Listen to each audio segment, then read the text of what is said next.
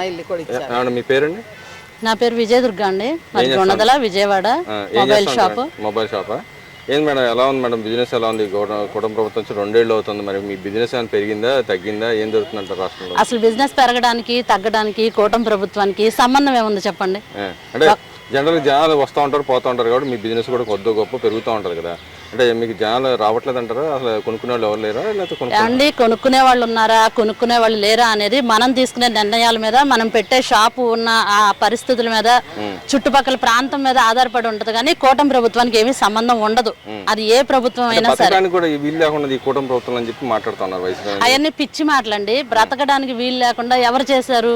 ఎన్ని పథకాలు వచ్చినాయి ఇప్పుడు మనకి? ఎన్నో పథకాలు వచ్చినాయి, చాలా అమల్లో ఉన్నాయి, ఇస్తున్నారు. మాకైతే పర్టికులర్ గా మా ఏరియా బోండా ఉమామహేశ్వరరావు గారు ఎమ్మెల్యే, ఆయన మా అందరికి కూడా చాలా సపోర్ట్ గా ఉన్నారు. మా ఇంట్లో మనిషిలాగా మాకు ఏ అవసరమైనా సరే మేము వెళ్ళి అడగంగానే చాలా హెల్ప్ చేస్తున్నారు. ఒక ఎమ్మెల్యే అనే పద్ధతిలో మాత్రం ఆయన లేరు ఎప్పుడు కూడా. మా సాటి మా తోబుట్టు లాగా మాకు హెల్ప్ చేస్తున్నారు. అంటే అసలు ఎక్కడ పట్టించుకోవడం, దోచుకోవడం దాచుకోవడం వ్యవహారంగానే గవర్నమెంట్ పనిచేస్తుంది. ఎక్కడ కూడా ఎమ్మెల్యేలు కానీ సీఎం స్థాయి వ్యక్తి కూడా ఎక్కడ పనిచేయట్లేదు. ఆయన తిరుగుతున్నాడు, హెలికాప్టర్ అటు ఇటు తిరుగుతూ ఉన్నాడు అని చెప్పి మాట్లాడుతున్నారు కదా. హెలికాప్టర్ లో తిరగకపోతే నడి రోడ్డు మీద తిరుగుతారండి సీఎం అనే వ్యక్తి? హెలికాప్టర్ లో ఇంతమంది జగన్ తిరగలేదా? జగన్ ఏమన్నా కాలు నడుగుతూ నడిచాడా? లేదు కదా, హెలికాప్టర్ లోనే తిరుగుతారు. సీఎం స్థాయిలో ఉన్న వ్యక్తి ఎప్పుడైనా హెలికాప్టర్ లోనే తిరుగుతారు. ఆయన ఏ పని చేయలేదు. ఆఖరికి 7,000 చర్చిలు జగన్ హయాంలో వచ్చినాయి.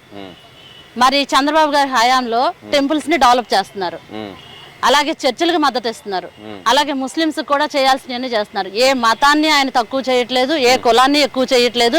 అందరినీ సమానంగా గౌరవించి ప్రతి ఒక్కరికి అవకాశాలు, అభివృద్ధి కల్పిస్తున్న ఏకైక ప్రభుత్వం మన తెలుగుదేశం పార్టీ. అంటే ఇక్కడ మీరు ఆ మాట అంటున్నారు, కులమతాల మధ్య చిచ్చు పెట్టేది చంద్రబాబు నాయుడు వెనతో పెట్టిన విద్య అని చెప్పి మాట్లాడుతూ ఉన్నారు. ఎవరు పెట్టారండి కులమతాల మధ్య చిచ్చు? ఇప్పుడు అన్ని కులాల వాళ్ళు వచ్చారు. ఈ యాక్చువల్ గా ఇప్పుడు ఇక్కడ జరిగేటటువంటిది దోబికానా రజకులకు సంబంధించింది. ఇక్కడ ఏ కులం వాళ్ళు వచ్చారండి? అందరం వచ్చాం. మేము ఓసీకి సంబంధించిన వాళ్ళం, బీసీ, అట్లా ప్రతి ఒక్కళ్ళు అన్ని కులాల వాళ్ళు ఇక్కడ అటెండ్ అయ్యాం. ఎక్కడ కూడా కులం మతం అనే పదాలకి తావు లేదు ఈ ప్రభుత్వంలో. మరి ఈరోజు చూస్తే పెట్రోల్ ఛార్జీలు గవర్నమెంట్ పెంచి జనాలు బాధుడు వ్యవహారంగా చేస్తా ఉన్నది. ఎక్కడ కూడా తగ్గిమన్నా కూడా తగ్గట్లేదు, పేదల పని పట్టించుకోవట్లేదు అని చెప్పి మాట్లాడుతున్నారు కమ్మా. అవునండి, నిజమే. పెట్రోల్ ధర కొంచెం పెరిగింది. ఎందుకు పెరిగింది అనేది జనాలు ఆలోచించాలిగా. ఇది ప్రభుత్వం మీద మచ్చపోయడానికి, మరకలేయడానికి తప్ప వేరేది కాదు. మన చుట్టుపక్కల బంగ్లాదేశ్ తో సహా 4 దేశాల్లో ఇప్పటికీ ఆధార్ కార్డు మీద ఒక మనిషికి ఇంతే పెట్రోల్ అని లిమిట్ వచ్చింది. ఇంత పెట్రోల్ మాత్రమే వాడాలి. ఆఖరికి రేట్లు కూడా ఆకాశాన్ని అంటున్నాయి. కానీ మన దేశంలో మాత్రమే ఇప్పటికీ కూడా ఫ్రీగా పెట్రోల్ వెళ్ళి పోయించుకుంటున్నాం. ఒక పక్కన యుద్ధం జరుగుతుంది, ఇంకో పక్కన గ్యాస్ గానీ పెట్రోల్ గానీ డీజిల్ గానీ కొరత లేకుండా మనందరికీ కూడా అందుబాటులో ఉంచారు. నిజంగా దొరకట్లేదంట రాష్ట్రంలో, గ్యాస్ బండ్లు దొరకట్లేదంటే ఇంకో పక్కన పెట్రోల్ కూడా మొన్నటిదాకా కూడా దొంగతనంగా అమ్ముకున్నారంట కమ్మా. ఒక్క రోజు అది కూడా మేం చేసిన తప్పు, ప్రభుత్వంది కాదు. ఎందుకంటే పెట్రోల్ దొరకదేమో అన్న ఇదిలో ప్రతి ఒక్కళ్ళు వెళ్ళిపోయి ట్యాంక్ ఫుల్ చేయించేసుకున్నాం, డబ్బాలు కొట్టించేసుకున్నాం, తీసుకెళ్లిపోవడం. మరి కొరత వచ్చింది కదా, అది ఒక్క రోజే. రెండో రోజుకి మళ్ళీ మొత్తం సెట్ అయిపోయింది. అసలు ఎందుకు వచ్చింది? జనాల్లో టాక్ తీసుకోండి. ఇది మత రాజకీయాలు, కుల రాజకీయాలు కాదు. ఇది జనాలను వేరు చేయడము లేదా ప్రలోభ పెట్టడం ఇలాంటివి చేస్తున్నారే తప్ప జనాల్ని అభిప్రాయం తీసుకుంటే, ఇప్పుడు మాలాంటి వాళ్ళ అభిప్రాయం మీరు సేకరిస్తే అది నిజమైన వార్త.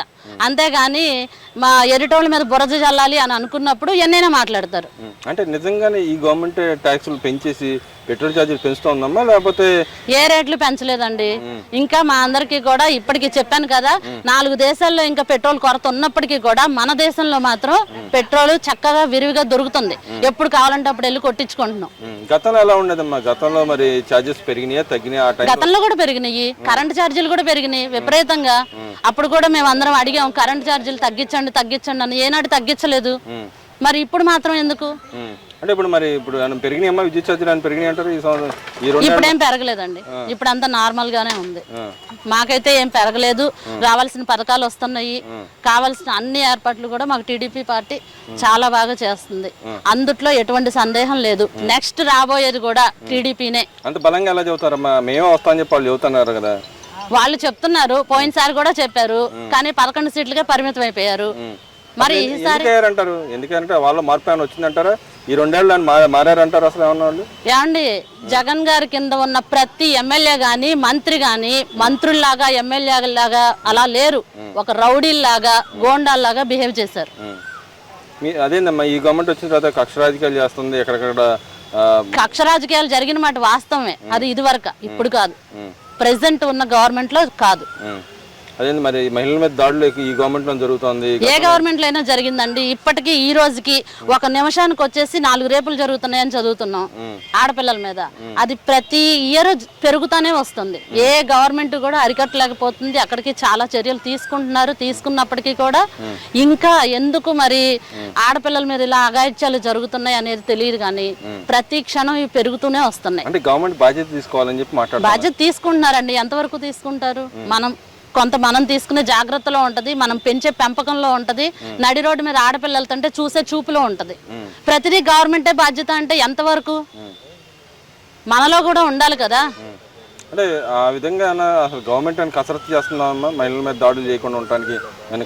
ఖచ్చితంగా చేస్తుందండి. ఖచ్చితంగా తీసుకుంది. మహిళల పైన దాడులు జరగకుండా అరికడతామని చెప్పేసి పవన్ కళ్యాణ్ గారు కూడా చెప్పడం జరిగింది. ఆయన కూడా చేస్తున్నారు. అయినప్పటికీ కూడా ఇంకా దాడులు జరుగుతూనే ఉన్నాయి. ఇవి ఆగవు, జరుగుతాయి కూడా. మరి ఈ రోజు చూసుకుంటే దళితుల మీద కూడా దాడులు ఎక్కువ ఈ గవర్నమెంట్ లోనే జరుగుతా ఉందని చెప్పి అంటున్నాను. నిజంగానే దళితుల మీద దాడులు ఎక్కువ జరుగుతాయి? ఇవి దళితుల మీద జరిగే దాడులు కాదండి. ఇవి ఎస్సీ ఎస్టీ అనేది హిందువుల్లో ఉన్నారు. ఎస్సీ ఎస్టీలు మారి క్రైస్తవంలోకి వెళుతున్నారు. ఈ హిందువుల్లో ఉన్న వాళ్ళకి క్రైస్తవంలోకి మారిన వాళ్ళకి పడట్లేదు.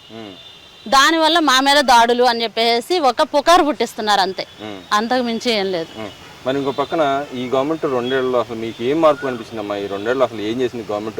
ఒక పక్కన వైసీపీ వాళ్ళని దాచుకున్నట్టుగా దోచుకుంటున్నారు. అమరావతి పేరు చెప్పి కానీ వేరే కంపెనీల పేరు చెప్పి దాచుకున్న మాత్రమే జరుగుతుంది తప్పితే ఎక్కడ అభివృద్ధి జరగట్లేదు వాళ్ళు మాట్లాడుతున్నారు. ఈ 2 ఏళ్ళు అసలు మీరు ఏం చూసారు? నిజమేనండి, ఋషికేశ్ లో దాచుకున్నారుగా, దాచుకున్నారు.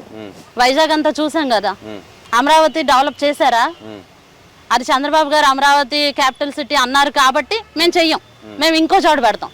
అంటే అది ఎవరికి ఉపయోగపడిందండి? ఎవరికి ఉపయోగపడిందండి? అమరావతి పాడు పెట్టేశాడు.